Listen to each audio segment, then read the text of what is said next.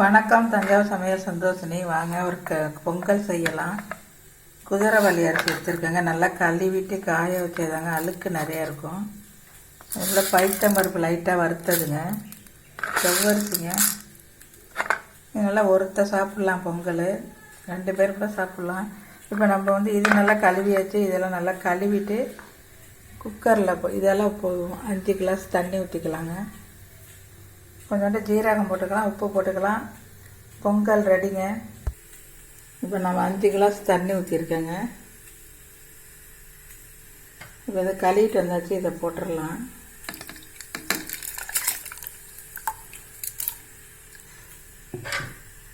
கொஞ்சோண்டு ஜீரகம் போட்டுக்கலாம். செரிமானாகவும் நல்லா புண்ணெல்லாம் ஆற்றுங்க. பைத்தம்பருப்பு, ஜவ்வரிசி, சுகர் உள்ளவங்க கூட சாப்பிடலாம். நம்ம அரிசி சேர்க்கலை.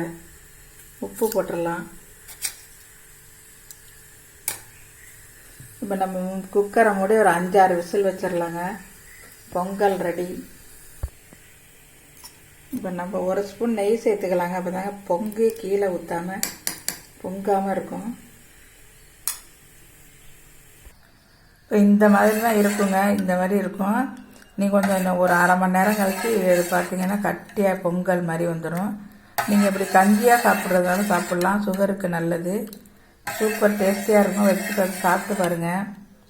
சாப்பிட்டு பார்த்துட்டு கமெண்டில் சொல்லுங்கள். இந்த வீடியோ பிடிச்சிருந்தால் லைக் பண்ணுங்கள், ஷேர் பண்ணுங்கள், சப்ஸ்கிரைப் பண்ணுங்கள். வாழ்க வளமுடன்.